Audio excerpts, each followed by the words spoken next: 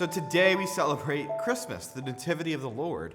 As we celebrate this, the church has, I think it's 4 different options of which gospel to read at Mass.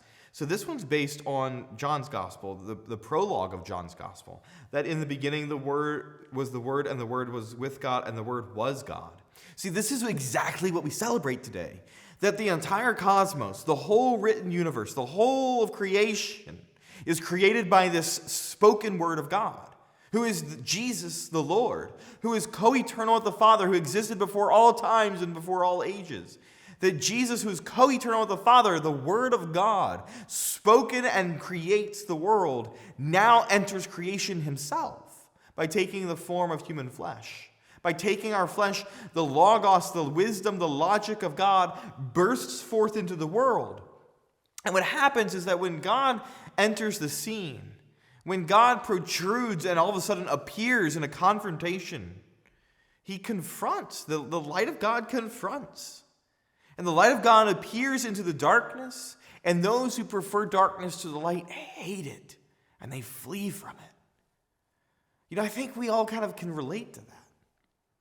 Because if we're honest with ourselves, we each have a piece of darkness within us, right? We all have those parts of ourselves that we're ashamed of, or the sin that we really don't want anyone to find out about. Or we have all this stuff, this baggage, and we're afraid of it. And what it does is it causes us to divide ourselves, or it causes us to hide, and we don't want to be seen by God. But the reality is that if we prefer light to darkness, if we prefer God to the devil, if we prefer good to evil, if we prefer freedom to enslavement, and we allow the light of God to shine on us, even the parts that we don't like or that cause us fear or stress or discomfort, if we allow the light of God to shine on those dark parts of us, those dark parts are burned off.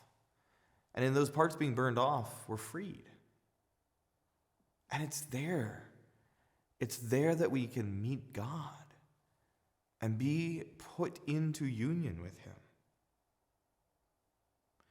John, in his prologue to his gospel, continues, a man named John was sent from God. He came for testimony to testify to light, so that all might believe through him. He was not the light. The true light which enlightens everyone was coming into the world. He was in the world, and the world came to be through him. Jesus appears. The one who made us appears. And he enters our world. And what we celebrate today is the fact that we're capable now of being in union with him. Let us take advantage of this great solemnity. Let us take advantage of this great feast. Let us spend time allowing God to change us, to give us this life of interiority that gives kind of direction and purpose and meaning to our lives. Allow God to enter the core of who we are. Allow the light of God, the Word of God, to burst forth into the scene of your being.